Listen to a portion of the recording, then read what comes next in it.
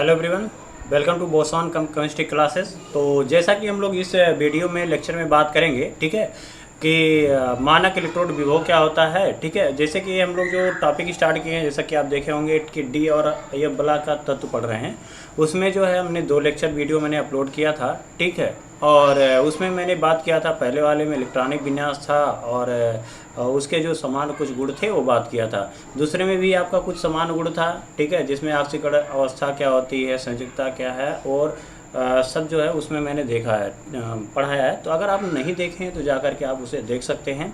इसमें जो हम लोग टॉपिक देखेंगे वो है मानक इलेक्ट्रोड विभव। यहाँ से जो क्वेश्चंस हैं एनसीईआरटी में बहुत अच्छे अच्छे क्वेश्चंस हैं और यहाँ से क्वेश्चंस बनते हैं। ठीक है, तो इसको हम लोग डीप में जो एनसीईआरटी में है उसको हम लोग कंप्लीट क्या करेंगे, स्टडी करेंगे।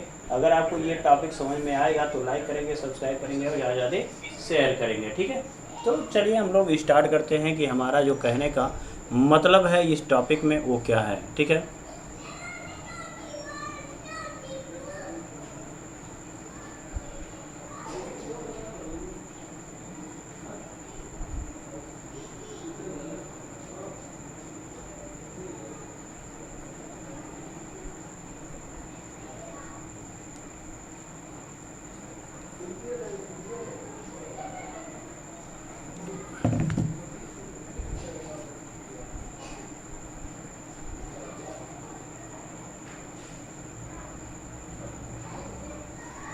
चलिए तो स्टार्ट करते हैं। यहाँ पर है मानक इलेक्ट्रोड विभव। ठीक है, तो यहाँ पर जैसे कि मानक इलेक्ट्रोड विभव के बारे में अगर आप पढ़ना है तो आप इलेक्ट्रोकेमिस्ट्री में जाएंगे, वहाँ पे आपको डिटेल में पता है। ठीक है, और बताया गया है तो आप वहाँ पे पढ़े होंगे। ठीक है, तो अगर आप इलेक्ट्रोकेमिस्ट्री यानी विद्युत रसायन नहीं पढ़े हैं तो आप प्लेलिस्ट में जाएंगे, वहाँ पर मैंने पूरा लाइव सेक्शन लाइव वीडियो मैंने बनाया हुआ है।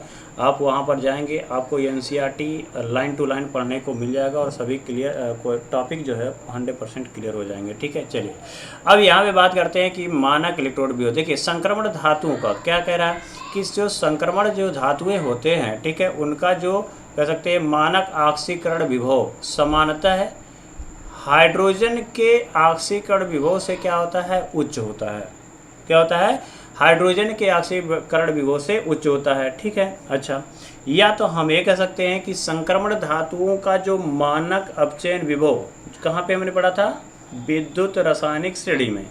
तो विद्युत रासायनिक श्रेणी में जो मानक अपचयन विभव है, ठीक है, वो जो होता है संक्रमण धातुओं का क्या होता है, निम्न होता है और हाइड्रोजन का क्या होता है, अधिक होता है। अब जिसका मानक अपचयन विभव का मान कम होगा, ठीक है, वो अधिक क्रियाशील होंगे और अम्ल में से हाइड्रोजन को विस्थापित कर देंगे। अम्ल में से हाइड्रोजन को विस्थापित कर देंगे। क्लियर हुआ नहीं हुआ? ठीक है, अच्छा, तो वही है यहाँ पर। हालांकि मानक ऑक्सीकरण विभव लिखा गया है, तो मानक ऑक्सीकरण विभव का मान जिसका क्या होता है, उच्च होता है, ठीक है, वे अधिक क्रियाशील होते हैं। अर्थात हम कह सकते हैं कि वे अम्ल में से क्या करेंगे, हाइड्रोजन को विस्थापित कर देंगे। ठीक है, तो यहाँ पर है। ठीक है, तो अगर आप मानक अपचयन विभव लेंगे तो कम की बात करेंगे, ऑक्सीकरण विभव की बात करेंगे तो अधिक की बात करेंगे। ठीक है, चलिए अगला जो दूसरा टॉपिक है कह रहा है कि मरकरी है। ठीक है, मरकरी है, कॉपर है, एजी है, पीटी है और ये प्लेटिनम है और गोल्ड है कि मानक जो ऑक्सीकरण विभव होते हैं वो हाइड्रोजन से क्या होते हैं, कम होते हैं। मैंने क्या कहा कि जिसका मानक अपचयन विभव का मान, जिनका मानक अपचयन विभव का मान भाई कम होगा वो कम क्रियाशील होंगे, जिनका मानक जो है ऑक्सीकरण विभव का मान अधिक होगा वो अधिक क्रियाशील होगा। क्लियर? तो इसमें कह रहा है जो कॉपर है, मरकरी है, एजी है, इनका जो मानक ऑक्सीकरण विभव होता है वो हाइड्रोजन से कम होता है। इसका मतलब ये हाइड्रोजन से कम क्रियाशील होंगे, तो ये अम्ल में से हाइड्रोजन को विस्थापित नहीं कर पाते हैं। ये अम्ल में से हाइड्रोजन को विस्थापित नहीं कर पाते हैं। जैसे अगर देखा जाए तो एग्जाम्पल अगर लें, जैसे मान लीजिए जिंक है ना, तो जिंक को अगर हम क्या करते हैं, तनु सल्फ्यूरिक अम्ल के साथ क्रिया कराते हैं तो क्या बनता है भाई, ZnSO4 यानी जिंक सल्फेट बनता है और यहाँ से हाइड्रोजन गैस निकलता है, ये हमें पता है। ठीक है, अब कह रहा है कि अगर हम कॉपर को सल्फ्यूरिक अम्ल के साथ क्रिया कराएं, जो कि सभी क्या है, ट्रांजिशन एलिमेंट है, संक्रमण तत्व, तो ये क्या हो जाएगा, CuSO4 और हाइड्रोजन गैस बनाएगा? तो कहेंगे भाई साहब ये नहीं बनाएगा, ये हाइड्रोजन गैस नहीं बनाएगा। क्यों? क्योंकि ये क्या होगा, तो हम कहेंगे कि ये ये जो है कापर, वो हाइड्रोजन से क्या है, कम क्रियाशील है। अब कम क्रियाशील होगा तो ये हाइड्रोजन जो है, ठीक है, वो विस्थापित जो है, हाइड्रोजन क्या है, ज़्यादा क्रियाशील, कापर क्या है, कम क्रियाशील है। तो ये कम क्रियाशील होने के कारण ये अधिक वाले को विस्थापित कर पाएगा, कभी जीवन में नहीं कर सकता। जैसे आप पढ़ रहे हो, कोई बहुत ज़्यादा एक्टिव है, सक्रिय है, बहुत ज़्यादा पढ़ रहा है, तो आप उसे विस्थापित नहीं कर सकते हैं। आप विस्थापित यानी उसके पोजीशन को, फर्स्ट रैंक को आप नहीं हटा सकते हैं। आप तब हटा सकते हैं भाई जब आप भी सक्रिय हो जाएं। क्लियर हुआ नहीं हुआ? तो यही कह रहा है, कापर की जो सक्रियता होती है, क्रियाशीलता होती है, वो हाइड्रोजन से कम होती है, जिसके कारण ये हाइड्रोजन को अम्ल में से विस्थापित नहीं कर पाता है और हाइड्रोजन गैस मुक्त नहीं करता है। क्लियर हुआ बात? चलिए अगला जो टॉपिक है वो कह रहा है कि मानक अपचयन विभव के बेसिस पे अगर हम देखें तो कुछ इंपॉर्टेंट टॉपिक यहाँ से आते हैं, क्वेश्चंस आते हैं, ठीक है, इसके बारे में समझते हैं। तो देखिए कह रहा है कि विलयन में यौगिक का स्थायित्व, ठीक है, विलयन में यौगिक का जो अस्थायित्व होता है वो इलेक्ट्रोड विभव पर निर्भर करता है, इलेक्ट्रोड विभव पर निर्भर करता है। क्लियर हुआ नहीं हुआ? अच्छा, अब इलेक्ट्रोड विभव का जो मान है वो धातु के, अब कह रहा है किसी तत्व का अगर हमें इलेक्ट्रोड विभव, ठीक है, पता करना है तो उसके लिए हमें क्या क्या जानकारियां होनी चाहिए। तो उसके लिए कह रहा है कि भाई हमें धातु का ऊर्ध्वपातन की इंथैल्पी यानी ऊर्ध्वपातन ऊर्जा हमें पता होनी चाहिए, सब्लिमेशन एनर्जी। अब कहोगे कि भाई ये ऊर्ध्वपातन क्या होता है, तो अभी देखते हैं। अब कह रहा दूसरा हमें पता होना चाहिए कि आयनन विभव यानी आयनन ऊर्जा हमें पता होना चाहिए, चलो ठीक है। तीसरा हमें जल योजन ऊर्जा पता होना चाहिए, ठीक है, तब जा कर के हम किसी तत्वों की जो है हम सही क्या करते हैं, मानक अपचयन विभव ज्ञात करते हैं, ठीक है। अच्छा, अब कह रहा है ये जो तीनों प्रक्रियाएं हैं, ठीक है, ये जो हमने ऊर्ध्वपातन पढ़ा, आयनन ऊर्जा है, ये जल योजन ऊर्जा है, वो कैसे हम पढ़ते हैं उसको देखते हैं। देखिए यह जो प्रक्रिया होती है, यानी जब हम किसी धातु को, ठीक है, का इलेक्ट्रोड लेते हैं और वो उसको हम विलयन में रखते हैं, तो उसका क्या होता है, ऑक्सीकरण होता है और फिर उससे जल जुड़ते हैं, तो इसके बीच में जो अभिक्रियाएं होती हैं और उन अभिक्रियाओं के द्वारा ही विभव प्राप्त होता है, ठीक है। तो पहला क्या स्टेप कह रहा है, कह रहा है देखिए यम जो यस है, यस मतलब होता है ठोस यानी सॉलिड, से क्या रहा है गैस में, यानी वह प्रक्रिया जिसमें कोई ठोस जो है वो डायरेक्ट गैस में परिवर्तित हो जाता है, द्रव में नहीं परिवर्तित होता है, तो उसे हम क्या कहते हैं, ऊर्ध्वपातन। तो अगर ठोस से गैस में बदलना है तो जो ऊर्जा लगती है उसी को कहते हैं भाई सब्लिमेशन एनर्जी। क्लियर? ठीक है। दूसरी जो स्टेप होती है, तो कह रहा है कि यहाँ पर जो गैस, अब यहाँ हम फर्स्ट स्टेप में गैस बना लिया, ठीक है, अब हम गैस से क्या निकाल सकते हैं, इलेक्ट्रॉन। अब ये ध्यान में रखिए कि परमाणु हमारे पास मेटल है, तो ऐसा नहीं है कि भाई हम डायरेक्ट हमने धातु का टुकड़ा लिया उससे इलेक्ट्रॉन निकालें, नहीं, पहले उसे हमें गैसीय अवस्था में ले जाना पड़ता है, तब वहाँ से इलेक्ट्रॉन निकलता है। तो ठोस को डायरेक्ट गैसीय अवस्था में बदलने की प्रक्रिया क्या कहलाती है, ऊर्ध्वपातन कहलाती है। उसमें जो ऊर्जा लगती है उसी को कहते हैं ऊर्ध्वपातन की ऊर्जा या ऊर्ध्वपातन एंथैल्पी। क्लियर हुआ? चलिए अब कह रहा है कि अब क्या कर रहा है, कह रहा है गैस तो बन गया, गैस से इलेक्ट्रॉन निकालेंगे, तो इलेक्ट्रॉन को निकालने के लिए, इलेक्ट्रॉन कहाँ रहता है, अपने ऑर्बिटल में, ऑर्बिटल है उसका घर। तो जैसे आपका घर है तो आपको निकालने के लिए आप निकलेंगे जल्दी नहीं, ज़्यादा ऊर्जा लगानी पड़ी, ज़्यादा भड़काना पड़ेगा आपको, तब जा कर के घर से निकालना पड़ेगा। माँ को भड़काना पड़ेगा कि आपका लड़का ये है, आपकी लड़की ये ऐसी है वैसी है, तो मतलब भड़काए हुए तब जा कर के होगा। तो ये कह रहा ऊर्जा यानी इलेक्ट्रॉन को निकालने के लिए जो ऊर्जा लगती है किसी गैस से, तो उसे कहते हैं आयनन ऊर्जा, ठीक है। अब इसमें तो दोनों ऊर्जाएं लग रही हैं, तो जब दोनों ऊर्जा का मान लगेगा तो इसका मतलब सिस्टम की जो ऊर्जा या धातु की जो ऊर्जा होती है वो बढ़ती है, या गैस में बदलेगा तो ऊर्जा भाई बदलेगा यानी बढ़ेगा। अच्छा, तीसरे स्टेप में, ठीक है, देखो सिंपल सी बात है कि अगर हमारे पास कोई ठोस है, ठोस से कहाँ ले जा रहे हो, गैस, तो गैस में बदलेगा ऐसे या नहीं, जब तक ऊर्जा नहीं दोगे। तो ऊर्जा लग गया यहाँ पे। अच्छा, इसका मान प्लस में। अब कह रहा है इससे इलेक्ट्रॉन निकालो, तो कह रहा है इलेक्ट्रॉन भी निकलेगा तो भाई ऊर्जा लगेगी। तो नहीं, यहाँ भी ऊर्जा लग रहा है, यहाँ भी धनात्मक हो गया। अच्छा, अब इसमें क्या हो गया, ऊर्जा का मान बहुत ज़्यादा। अब जब ऊर्जा का मान भाई बहुत ज़्यादा हो जाएगा तो इसको आप कहाँ उठा के डाल दोगे, पानी में। तो पानी छनछना के क्या हो जाएगा, उससे ऊर्जा निकल। और देखिए गर्म जैसे लोहा है ना, पानी में डालते हो तो क्या होता है, वो धीरे धीरे ठंडा होता है। क्यों? क्योंकि ऊष्मा को निकालता है। तो सेम वैसे यहाँ भी ध्यान में रखेंगे कि जो आयन होता है, क्या होता है, आयन होता है। अब यहाँ देखिए जल है, एक्वस मतलब होता है जलीय विलयन में।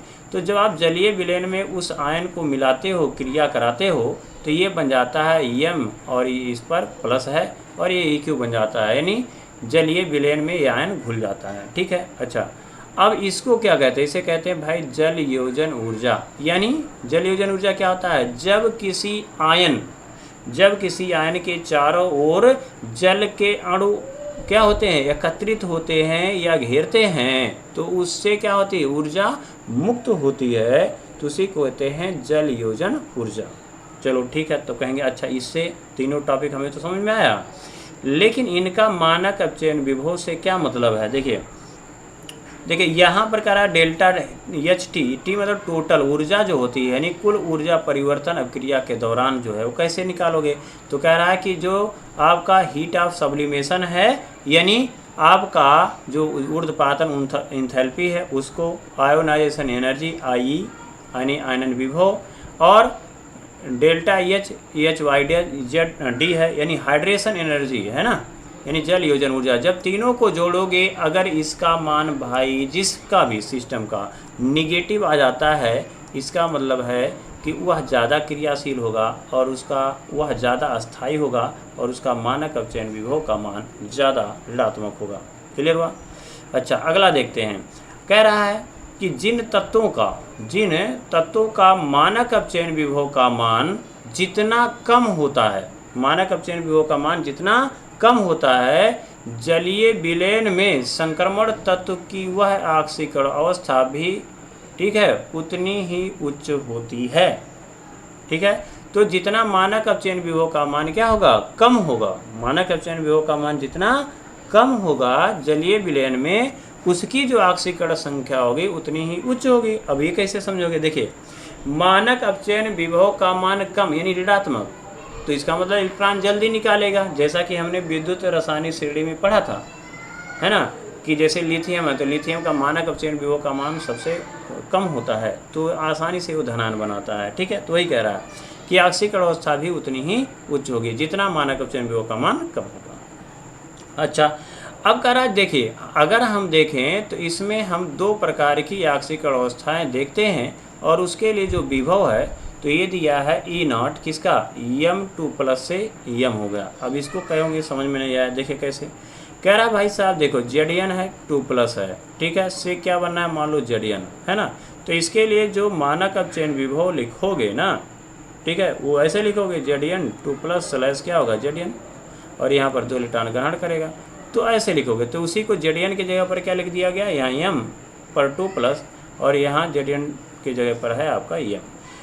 ये B में मतलब वोल्टेज में इसका विभव कैसा होता है, वोल्ट में होता है, इसलिए वोल्ट में दिया गया है। ठीक है। अच्छा, अब कह रहा है कि E0 जो है M2+/MV के लिए कोई निश्चित क्रम नहीं होता है, यह तत्वों की अनियमित आयनन ऊर्जा तथा ऊर्ध्वपातन ऊर्जा के कारण होती है। कह रहा है भाई साहब, इनका जो कह सकते हैं कि मानक अपचयन विभव जो है, क्या है, मानक अपचयन विभव जो है, मानक अपचयन विभव जो है, ठीक है, उसका कोई निश्चित क्रम नहीं होता है कि आवर्त में हम स्कैंडियम से कहाँ जिंक तक पहुँचते हैं, कहाँ से, स्कैंडियम से अगर हम जिंक तक पहुँचते हैं तो मानक अपचयन विभव का मान घटता है या रेगुलरली बढ़ता है, ऐसा हम नहीं कर सकते।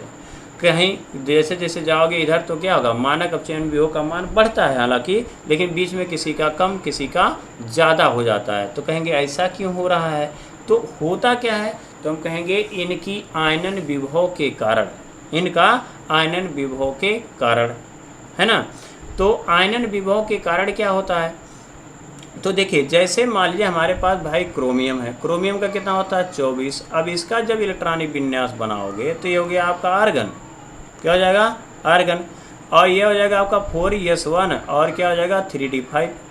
अब जैसे ही आपने 4s का एक इलेक्ट्रॉन निकाला तो इलेक्ट्रॉनिक विन्यास क्या हो गया 3d5 हो गया।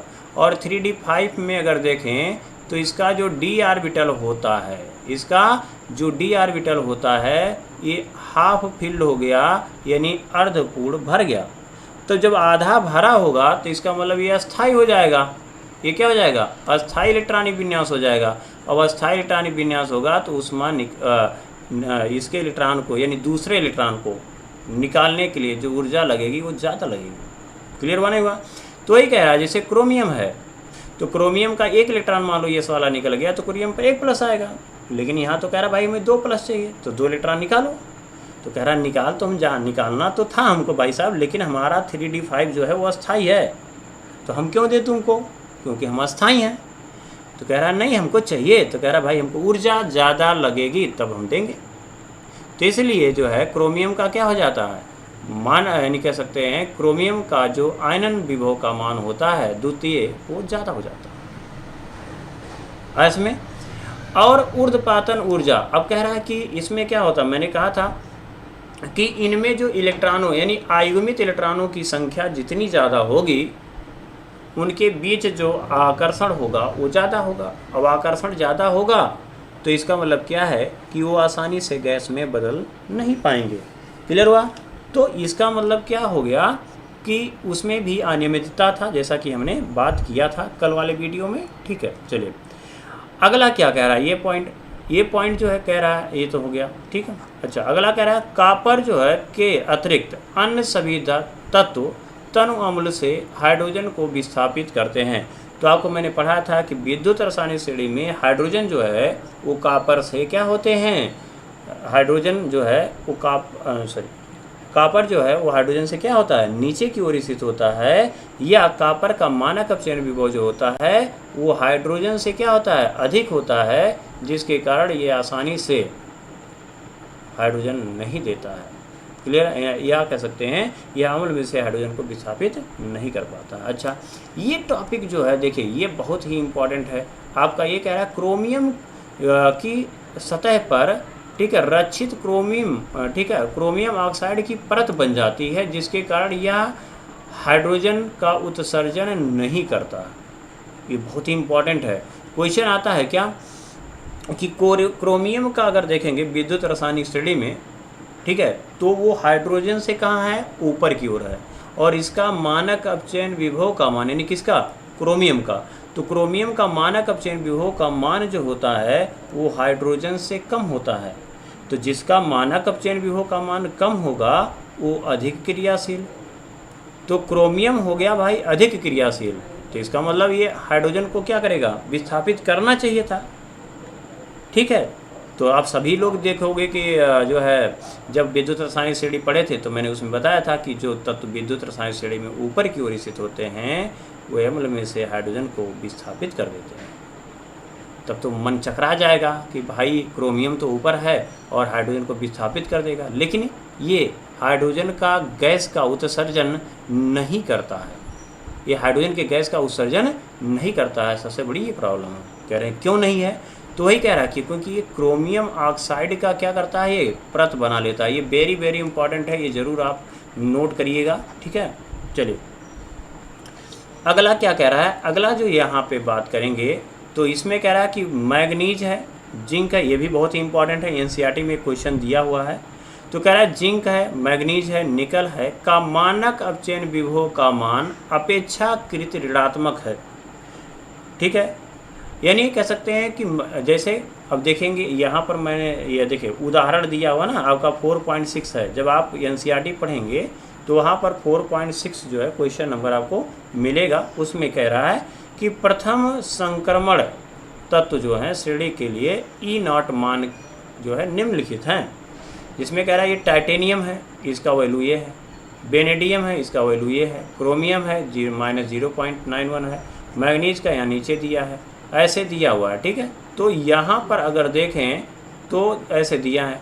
तो अगर देख रहे हैं कि अगर हम बाएं से दाएं की यानी लेफ्ट टू राइट मूव कर रहे हैं, जा रहे हैं, तो देख रहे हो क्या कि इसका जो मानक अपचयन विभव का है वो -1.63 है। किसका? टाइटेनियम का।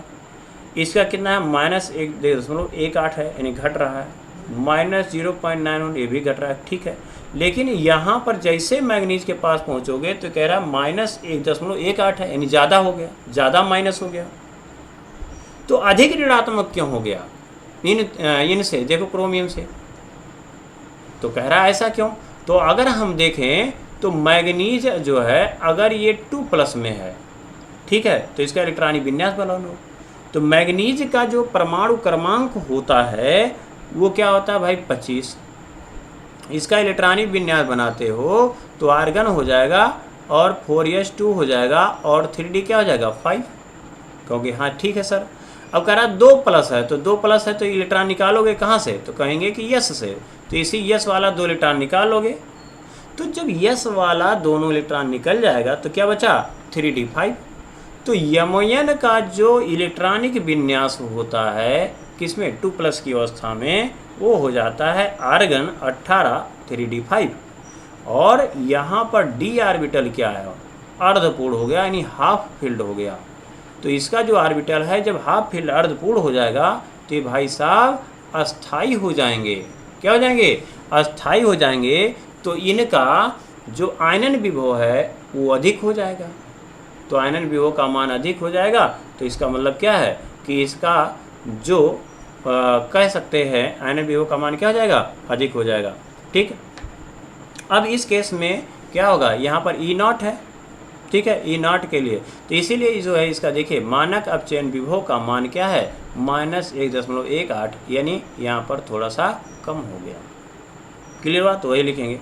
अब कह रहा है चलो ठीक है, अब दूसरा आगे देखते हैं। तो इसमें कह रहा है देखो आयरन जो है ना इसका -0.44 है, चलो ठीक, घटा। -0.28 है, घटा।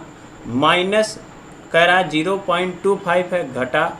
अब यहाँ कॉपर जो है, ठीक है, कॉपर जो है ये 0.34 है, ठीक है। अब देखिए अब इसका मान देखिए ये प्लस में 0.34 है और ये माइनस में 0.25 है। तो कहेगा ऐसा क्या हो गया कि भाई इसके प्लस नहीं हुआ, निकल क्यों नहीं प्लस हुआ? तो कहेंगे कि निकल की जो जल योजन ऊर्जा होती है Na2+ में जल योजन ऊर्जा का मान अधिक हो जाता है। क्यों? क्योंकि आकार छोटा हो जाता है। तो जल योजन ऊर्जा का मान अधिक होने के कारण इसका मान जो है वो अधिक ऋणात्मक होता है। क्लियर हुआ ना? या तो ऐसे समझिए, आप कहोगे भाई दोनों तो ऋणात्मक ही हैं, तो इसका तो -2.8 है, इसका -2, देखो अंतर बहुत कम है ना, तो अपेक्षाकृत तो ऋणात्मक है। अब यहाँ कह रहा है जिंक। अब देखो यहाँ प्लस आ गया था, अभी लास्ट में जिंक आ गया, है ना, माइनस में आ गया।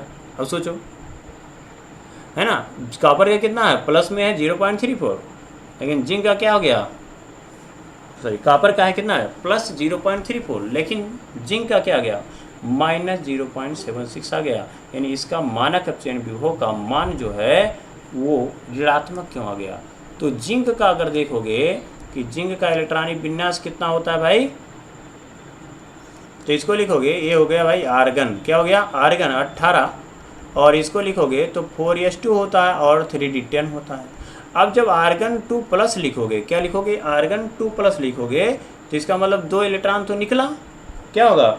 2 इलेक्ट्रॉन यहाँ से निकलेगा। अब जब 2 इलेक्ट्रॉन निकलेगा तो किसका निकलेगा? तो हम कहेंगे यहाँ यस से निकलेगा। तो इसलिए क्या हो जाएगा भाई? 3d10 हो जाएगा।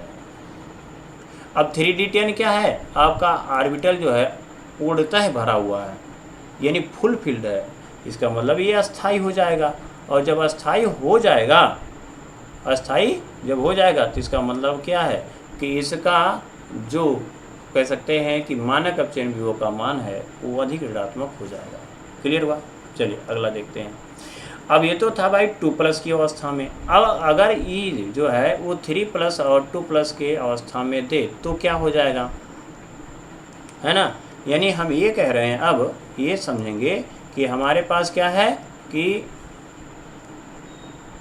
हमारे पास कह रहा है कि भाई मान लो ऐसे कि Fe 2+ है, ठीक है, 3+ है, अब ये किस में जाना चाहता है, तो कहेंगे ये Fe2+ में जाना चाहता है, और यह इलेक्ट्रॉन को क्या कर रहा है, ग्रहण कर रहा है, यह इलेक्ट्रॉन को ग्रहण कर रहा है। तो इसका मतलब क्या हो रहा है भाई, यहाँ पर अपचयन हो रहा है। तो इसीलिए हम लिखेंगे क्या, इसके लिए E0 लिखोगे और Fe3 लिखोगे स्लैश क्या लिखोगे, Fe2+, यही ना लिखोगे। तो वही यहाँ दिया है, E0 है और M पर 3+ है स्लैश M2+ है। क्लियर हुआ नहीं हुआ? और यहाँ B मतलब होता है वोल्ट दिया है। ठीक है, चलिए अब इसमें अगर देखा जाए तो पहला कह रहा है कि भाई स्कैंडियम 3+ है और ये 2+ के लिए E0 का मान क्या होता है, कम होता है। तो क्या है, स्कैंडियम अगर है हमारे पास तो 3+ से क्या रहा, 2+ के लिए जो है मानक अपचयन विभव का मान निम्न होता है। क्या होता है, निम्न होता है, यानी बहुत कम होता है। ऐसा क्यों होता है, तो ऐसा क्यों होगा वो देखते हैं। तो देखिए इसको कैसे समझेंगे, देखिए हमारे पास अगर देखें तो क्या है भाई, स्कैंडियम है। तो स्कैंडियम का होता है कितना, 3+।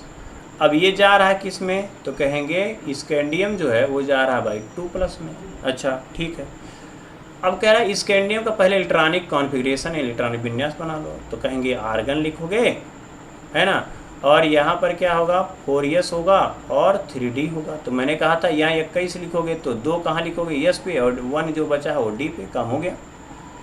अब कह रहा है कि अगर यहाँ पर 3+ है तो इसका मतलब क्या है, इसका मतलब क्या है कि यह दोनों इलेक्ट्रॉन निकाल देगा और एक इलेक्ट्रॉन इसका निकाल देगा। क्लियर हुआ नहीं हुआ?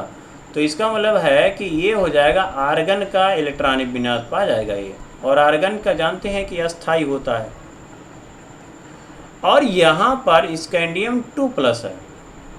अब स्कैंडियम 2+ अगर है तो इसका मतलब ये जो है एक इलेक्ट्रॉन प्राप्त करेगा, तो कहाँ प्राप्त करेगा, डी में। तो हम ये कहेंगे कि इसका जो इलेक्ट्रॉनिक विन्यास आएगा 3d1 आएगा। या ऐसे समझिए कि स्कैंडियम जो है वो 2+ में है, तो ये आर्गन होता है इलेक्ट्रॉनिक विन्यास 4s2 होता था, 3d1 होता था, ये हम जानते हैं।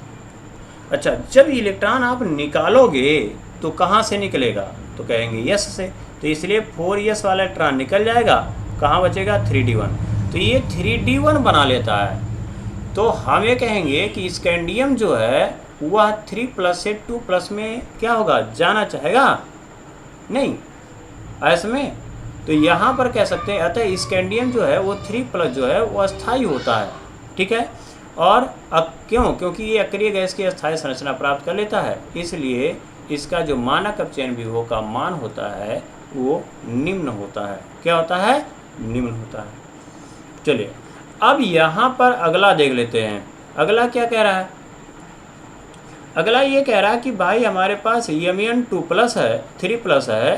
ठीक है, अब Mn क्या है, 3+ है, और कह रहा है 2+ में जाने के लिए या इसका E0 का मान उच्च होता है। क्या होता है, उच्च होता है। तो इसको समझते हैं। जैसे मैग्नीज अगर देखें तो मैग्नीज का एटॉमिक नंबर कितना होता है, परमाणु क्रमांक। तो मैग्नीज का जो परमाणु क्रमांक होता है भाई 25। क्या होगा, 25। तो यहाँ लिखोगे आर्गन, और आर्गन हो गया 18। तो क्या लिखोगे, 4s2 लिखोगे और 3d क्या आ जाएगा, 5। क्लियर हुआ नहीं? अच्छा, तो कह रहा है कि भाई Mn को हमें 3+ से कहाँ लाना है, 2+ में। कहा चलो ठीक, क्या दिक्कत है, ले आते हैं, है ना। तो कह रहा अच्छा कैसे आएगी, तो कह रहा देखो यहाँ पर भाई 3+ है, तो पहले किसका इलेक्ट्रॉन निकलेगा, तो हम कहेंगे यस का दोनों इलेक्ट्रॉन। तो कहेंगे और किसका निकलेगा, तो कहेंगे यानी जो डी है 3d 5 है, तो डी का एक इलेक्ट्रॉन निकलेगा। तो 3d कितना हो जाएगा, 4। तो ये हो गया आपका 3d 4।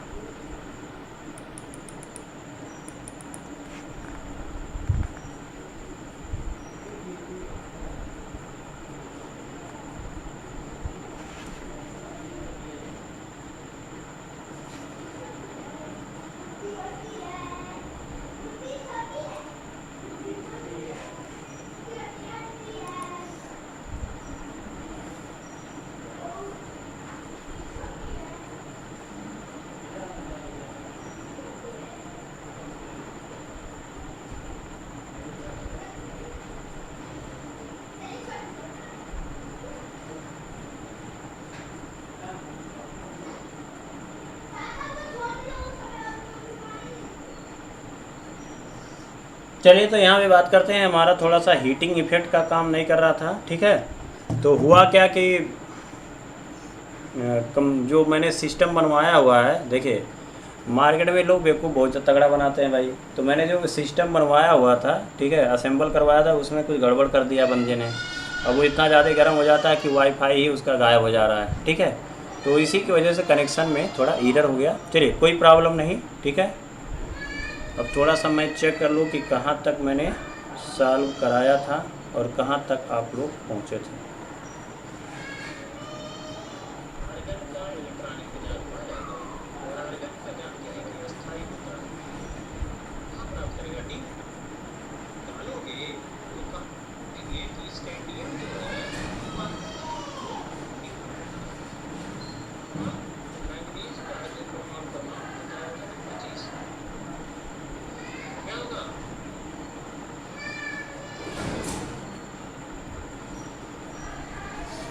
चलिए तो अब यहाँ पे बात कर रहे हैं, यहाँ पर कह रहा है रेडास सिग्मा जो है Me3+ से क्या आ रहा है, Me2+ का मान दर्शाता है कि, ठीक है, दर्शाता है कि Mn जो है 3+, Mn दर्शाता है कि Mn3+ तथा CO3+, ठीक है, Mn3+ तथा CO3+ परबल आक्सीकारक होता है। क्या होता है भाई, परबल आक्सीकारक होता है। ये क्वेश्चन इंपॉर्टेंट है यहाँ टॉपिक, और यहाँ से क्वेश्चन आ सकता है, ठीक है। ये वेरी वेरी इंपॉर्टेंट है, ये बात ध्यान में रखेंगे, ये आपका वेरी वेरी इंपॉर्टेंट है, ठीक है। चलिए अब इसको कैसे समझोगे, तो यहाँ पर समझते हैं, ठीक है। जैसे कह रहा है Mn है 3+ है, तो Mn3+ से कहाँ जाना चाहेगा, तो कह रहा है कि भाई Mn2+ में जाना चाहिएगा। देखिए यहाँ दिया है 2+ में, ठीक है, 3+ है 2+ में, ठीक है। अब कह रहा है कि Mn3+ है 2+ में जाएगा कब, जब यह इलेक्ट्रॉन को ग्रहण करेगा, ठीक है। चलो ठीक है, हमें समझ में आया। अब आप लोग सोचोगे भाई आक्सीकारक किसे कहते हैं, तो देखिए जिसका क्या होता है अपचयन, अब इसका क्या हो गया भाई, अपचयन हो गया, ठीक है। तो जब जिसका रिडक्शन होता है यानी अपचयन होता है, उसको हम क्या बोलते हैं, आक्सीकारक बोलते हैं, यानी ऑक्सीडाइजिंग एजेंट बोलते हैं। क्या बोलते हैं हम इसको, ऑक्सीडाइजिंग एजेंट बोलते हैं। क्लियर हुआ नहीं हुआ। तो यहाँ पर क्या होगा, Mn3+ का जो इलेक्ट्रॉनिक विन्यास था वो देखा गया था, तो 3d4 आ रहा था। अब कह रहा है एक इलेक्ट्रॉन ग्रहण कर लिया तो क्या बन गया, 3d5 बन गया। और 3d5 जो ऑर्बिटल होता है वो अर्धपूर्ण होता है, आधा भरा होता है, जिसके कारण ये अस्थायी होता है।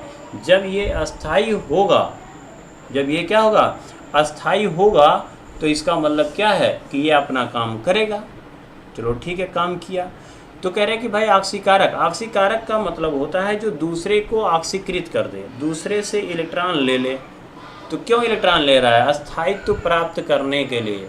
इसलिए यह किसी से एक इलेक्ट्रॉन ले लेगा और उसको ऑक्सीकृत कर देगा, ठीक है, उसको क्या करेगा, ऑक्सीकृत कर देगा। इसीलिए जो Mn3+ है वह दूसरे को ऑक्सीकृत कर देता है, इसलिए यह परबल आक्सीकारक होता है।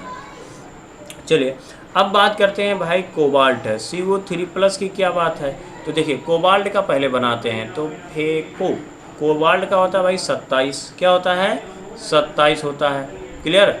अब 27 होता है, तो इसका जब इलेक्ट्रॉनिक विन्यास बनाओगे तो क्या हो जाएगा, यहाँ पे आर्गन 18 हो जाएगा, और बताया गया था कि भाई 4s2 हो जाएगा, और यहाँ पर क्या हो जाएगा 3d7, ये हो गया। लेकिन क्या है भाई 3+ ले लो, तो 3+ में 2 इलेक्ट्रॉन यहाँ से निकाल लोगे, 2 इलेक्ट्रॉन यहाँ से, और 1 इलेक्ट्रॉन क्या होगा यहाँ से। तो 1 इलेक्ट्रॉन अगर यहाँ से निकालोगे तो 7 था, अब कितना हो जाएगा भाई 6 हो जाएगा। क्या हो जाएगा, 6 हो जाएगा। क्लियर हुआ नहीं हुआ। अच्छा अब ये अगर 6 हो गया, यहाँ पर रहना चाहिए था 2+, क्या रहेगा यहाँ पे 2+ रहेगा, ये बात ध्यान रखिए, क्या रहेगा 2+। तो यहाँ पर अगर देखा जाए तो इस केस में, ठीक है, जब 2+, सॉरी 3+ था, ये हो गया 3+, तो ये हो गया आपका 3d6। तो CO जो 3+ है, ठीक है, वह क्या करेगा, 1 इलेक्ट्रॉन ग्रहण करके और क्या बना लेगा, Cr2+ बना लेगा। क्या बना लेगा, Cr2+। 2+ बना लेगा। अब इसका इलेक्ट्रॉनिक विन्यास अगर देखोगे तो ये हो गया आपका 3d6, क्या हो जाएगा, ये 3d6 हो गया। और इसका अगर देखेंगे तो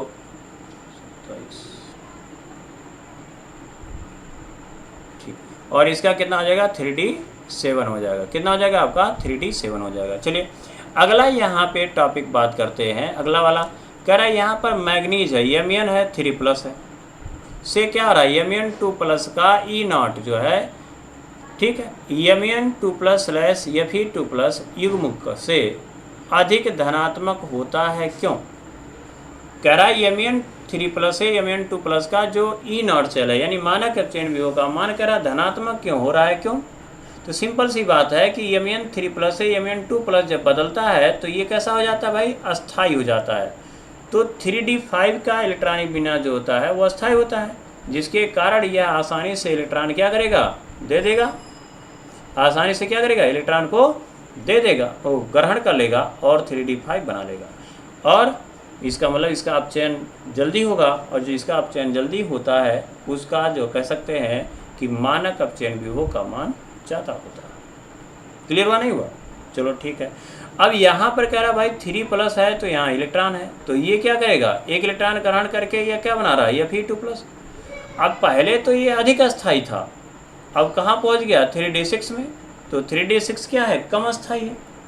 तो जब अधिक अस्थाई से कहाँ पहुँचेगा, कम अस्थाई में पहुँचेगा, तो उस केस में क्या हो जाएगा कि भाई ये इलेक्ट्रॉन ग्रहण करना नहीं चाहेगा इसमें। तो जब इलेक्ट्रॉन ग्रहण नहीं करना चाहेगा तो इसका मतलब इसका अपचयन कम होगा, और अपचयन कम होगा तो इसका मतलब क्या है कि मानक अपचयन विभव का मान ऋणात्मक होगा। क्या होगा, ऋणात्मक होगा। तो इसका हो गया धनात्मक, या कह सकते हैं इससे थोड़ा क्या हो जाएगा, धनात्मक हो जाएगा। क्लियर हुआ, आपको बता दिया गया। चलिए अगला देखते हैं। अगला कह रहा है कि निम्न के कारण स्पष्ट कीजिए, निम्न के कारण स्पष्ट कीजिए। पहला कह रहा है कि Mn की जो तृतीय आनन विभव होती है वह उच्च होती है अनापेक्षित रूप से, यानी Mn का जो तृतीय आनन विभव होता है वो कह रहा है भाई अधिक होता है, क्यों। तो देखिए Mn2+ है ना, अब Mn2+ है यानी 2 इलेक्ट्रॉन निकल चुका है, अब आपको क्या निकालना है, तीसरा इलेक्ट्रॉन निकालना है। तो जब Mn2+ से कहाँ जाना है, 3+ में, तब ना इलेक्ट्रॉन निकालेगा, कहोगे ठीक। तो Mn का भी हमने देखा कि इलेक्ट्रॉनिक विन्यास क्या होता है, 3d5, और इसका कितना हो जाता है, 3d6 हो जाता, सॉरी अब ये 3d4 हो जाएगा। क्या हो जाएगा, 3d4 हो जाएगा। अब ये अस्थाई था, अब ये कहाँ जा रहा है, अस्थाई में। 3d4 क्या है, अस्थाई है। तो क्या कोई परमाणु जो है वो अस्थाई होना चाहेगा, कहेंगे कभी नहीं होना चाहेगा। तो जब ये अस्थाई से यानी अस्थाई से अस्थाई नहीं होना चाहेगा तो यह इलेक्ट्रॉन देगा, कहेंगे नहीं देगा।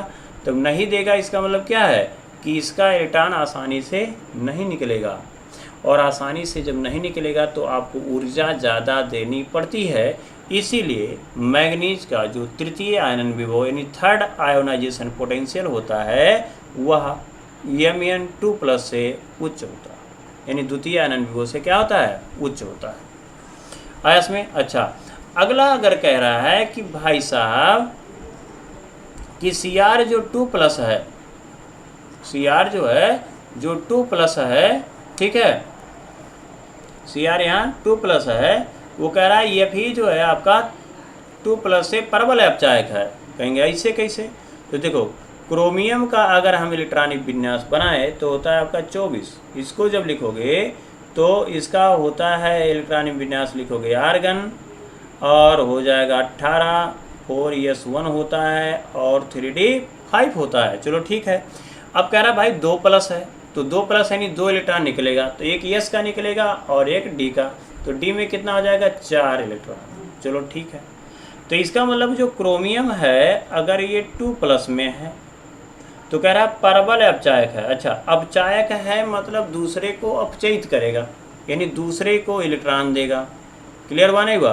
तो Cr से कहाँ जाना चाहेगा, Cr 3+ में, और एक इलेक्ट्रॉन निकाल देगा।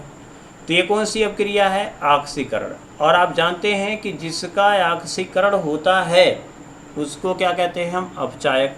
तो यहाँ क्रोमियम जो है वो क्या हो जाएगा आपका? अपचायक हो जाएगा। और इसका इलेक्ट्रॉनिक विन्यास होगा 3d4। अब जब एक इलेक्ट्रॉन निकाल देगा तो क्या हो जाएगा? 3d3। तो कहेंगे अच्छा ठीक है। तो इससे क्या लाभ मिला? तो देखिए यहाँ पर हमें एक समूह देखना पड़ेगा, यानी जिसको बोलते हैं स्प्लिटिंग ऑफ डी ऑर्बिटल, यानी डी ऑर्बिटल का विघटन, ठीक है, या विपाटन कहते हैं। तो डी ऑर्बिटल का जो विपाटन होता है, डी ऑर्बिटल में डी उपकोष में अगर देखें तो 5 ऑर्बिटल होते हैं। तो ये जो होता है d x y, d y z और डी जेड एक्स, ये जब टूटते हैं तो ये 3 नीचे हो जाते हैं, और ये जो d x square minus y square होता है और डी जेड स्क्वायर वो ऊपर हो जाते हैं। तो ये जब भी डी ऑर्बिटल टूटता है तो ऐसे टूटता है। अच्छा, तो कहेंगे अच्छा इलेक्ट्रॉनिक विन्यास बना लो, तो D4 का बनाओ। तो देखिए 1 इलेक्ट्रॉन, 2 इलेक्ट्रॉन, 3 इलेक्ट्रॉन और ऊपर जाएगा तो 4 इलेक्ट्रॉन। क्लियर? अच्छा, तो देखिए ये जो DXY DYZ है, DZX है, इसको हम एक समूह नाम देते हैं T2G। हमें ज़्यादा टेंशन नहीं लेना है, हमें थोड़ा सा बस याद रखना है, जब हम लोग इसको पढ़ेंगे उपसहसंयोजक यौगिक तो ये और 100% क्लियर होगा। क्लियर हुआ? अच्छा, तो ये हो गया आपका T2G। और ये ऊपर वाला क्या हो गया? AG।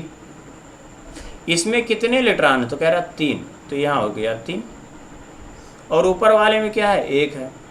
ठीक है। अच्छा, अगर देखा जाए तो अगर कह रहा भाई 3D3 का बना के देखो, तो जब आप 3D3 का बनाओगे तो क्या होगा?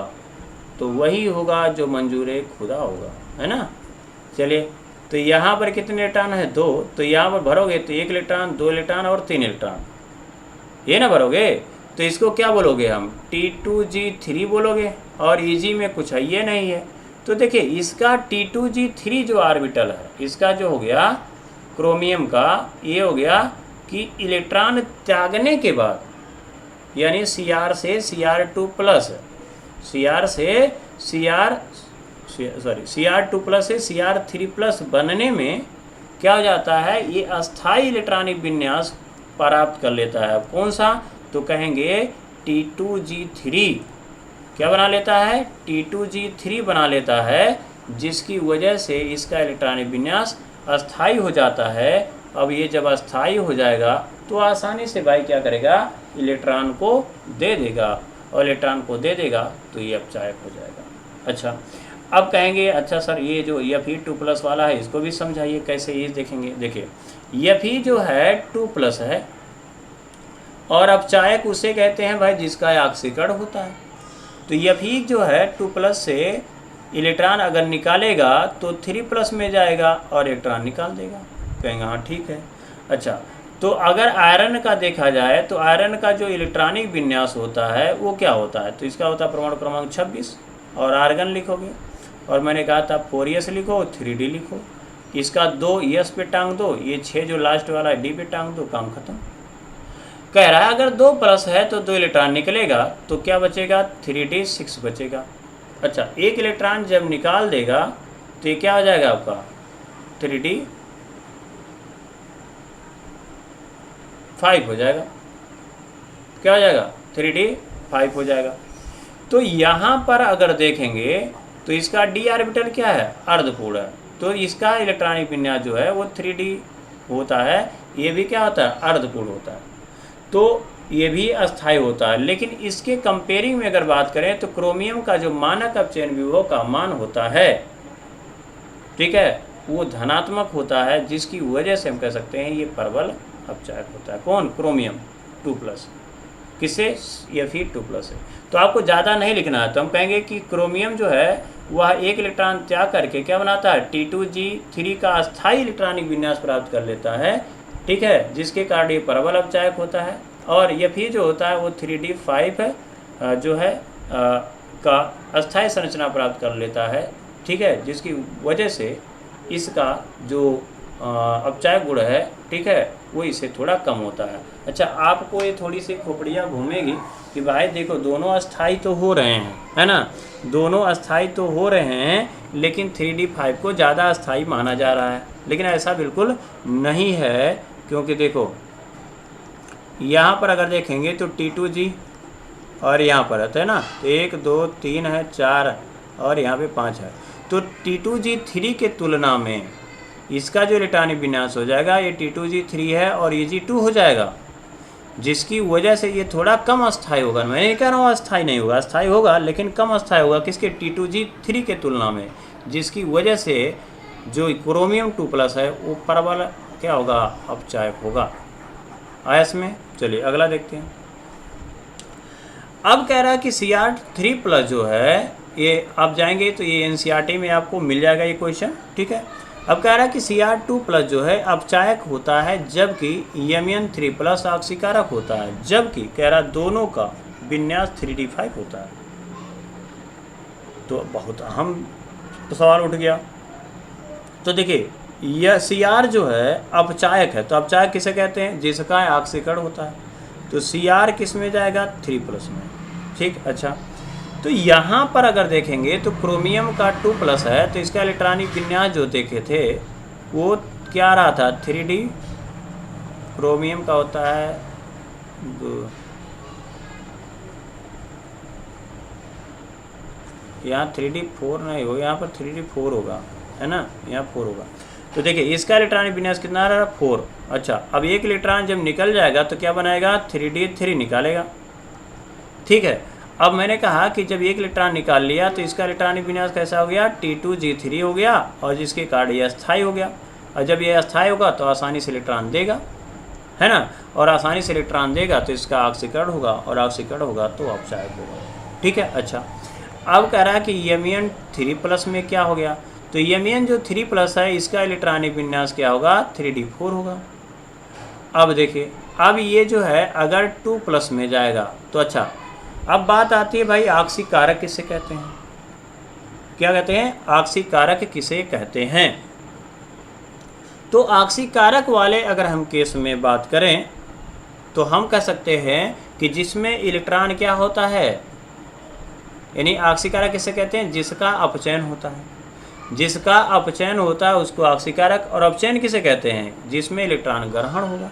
तो Mn3+ क्या करता है, इलेक्ट्रॉन को ग्रहण कर लेता है और क्या बना लेता है, Mn2+ बना लेता है, जिसके वजह से इसका इलेक्ट्रॉनिक विन्यास क्या होगा, एक इलेक्ट्रॉन आने की वजह से 3D5 हो जाएगा और ये अस्थाई हो जाएगा। अब अस्थाई हो जाएगा तो इसके लिए सही बात हो गया कि इलेक्ट्रॉन भाई मिल जाए तो इलेक्ट्रॉन में ग्रहण करूँगा और ग्रहण करने के बाद मैं अस्थाई हो जाऊँगा। तो इसीलिए जो है Mn जो है वो 3+ से 2+ में जाना चाहता है, क्योंकि इसका इलेक्ट्रॉनिक विन्यास अस्थाई होता है। और जब ये जाएगा तो इसका भाई अपचयन हो जाएगा, और जिसका अपचयन होता है उसे हम ऑक्सीकारक कहते हैं। तो ये कह रहा है कि Mn3+ जो है वो ऑक्सीकारक का कार्य करता है। क्यों कह रहा है, यद्यपि दोनों का इलेक्ट्रॉनिक विन्यास 3 यानी क्या है, D4 है। कह रहा है दोनों के इलेक्ट्रॉनिक विन्यास 4 है, लेकिन D4 है, लेकिन Cr2+ अपचायक का काम और Mn3+ ऑक्सीकारक का काम करता है, ठीक है। ये हमने सीख लिया। ये वेरी इंपॉर्टेंट क्वेश्चंस है जो मैंने NCERT से उठाए हुए हैं। आप ये जाएंगे उदाहरण में आपको देखने को मिल जाएंगे, ठीक है। अच्छा, अब कह रहा है कि कॉपर के लिए जो E0 M2+/M है का मान धनात्मक होता है। यानी आप देखे होंगे कि कॉपर Cu2+ से Cu हो रहा था, इसके लिए E0 सेल का जो मान हमने निकाला था विद्युत रसायन श्रेणी में, कहाँ पर, इलेक्ट्रोकेमिस्ट्री विद्युत रसायन में, तो वहाँ पर हमने बात किया था कि इसका मान होता है 0.34 वोल्ट। तो कह रहा है ऐसा क्यों होता है भाई, धनात्मक होता है। तो सिंपल सी बात यह है कि परमाणुकरण, यानी कह सकते हैं कि इसके जो परमाणु होता है, ठीक है, एक परमाणु को यानी एक मोल बंध को अगर तोड़ करके उसे हम गैसीय अवस्था में लेके जाते हैं तो जो ऊर्जा लगती है उसे कहते हैं परमाणुकरण, यानी एटोमाइजेशन एनर्जी। तो परमाणुकरण जो इंथैल्पी होती है वो आकर्षण के कारण, यानी कॉपर आयनों के बीच में आकर्षण के कारण या धात्विक बंध प्रबल होने के कारण इसका परमाणुकरण की जो इंथैल्पी होती है वह जल योजन ऊर्जा से अधिक हो जाती है।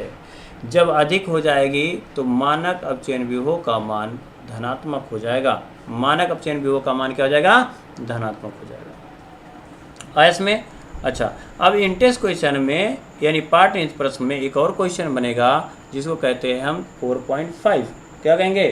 4.5। ठीक है, ये क्या कहना चाहता है?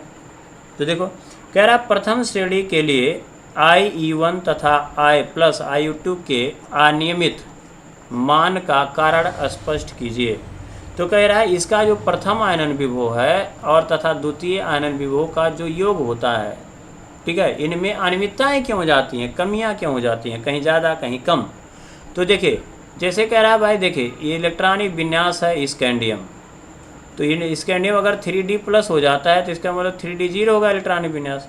स्कैंडियम पर अगर 3 प्लस आ गया तो इलेक्ट्रॉनिक विन्यास क्या हो गया? 3D zero. अगर बीच में अगर देखें तो ये मैग्नीज हो गया 2 प्लस। क्या हो गया? 2 प्लस। और जब 2 प्लस होगा तो इसका इलेक्ट्रॉनिक विन्यास क्या हो जाएगा? 3D5 हो जाएगा। अच्छा, जिंक में अगर देखें तो जिंक का क्या है? 2 प्लस है ना। तो अगर 2 प्लस है तो इसका जो इलेक्ट्रॉनिक विन्यास देखोगे ये हो जाएगा 3D10। अब ये जीरो यानी कह सकते हैं D0, D5, D10, ये जो इलेक्ट्रॉनिक विन्यास होते हैं वो भाई साहब क्या होते हैं? अस्थाई होते हैं और अस्थाई होते हैं। तो जो कि कहाँ मिलेगा? एक आगे मिल जाएगा, एक बीच में आ जाएगा, है ना, और एक क्या होगा? किनारे। तो ये जो है मान को क्या करते हैं? अनियमित कर देते हैं। क्या कर देते हैं? अस्थाई होने के कारण ये कह सकते हैं इनके आयनन विभव के मान में अनियमितता ला देते हैं। क्लियर हुआ नहीं हुआ? तो ये बात ध्यान में रखेंगे। तो ये क्वेश्चन हो गया 4.5। तो अगर ये टॉपिक आपको समझ में आया है तो लाइक करेंगे, सब्सक्राइब करेंगे, शेयर करेंगे। तो चलिए मिलते हैं कुछ नए टॉपिक के साथ कल। तब तक के लिए जय हिंद। पढ़ते रहिए और बढ़ते रहिए। कोई दिक्कत है तो आप कमेंट करते रहिए।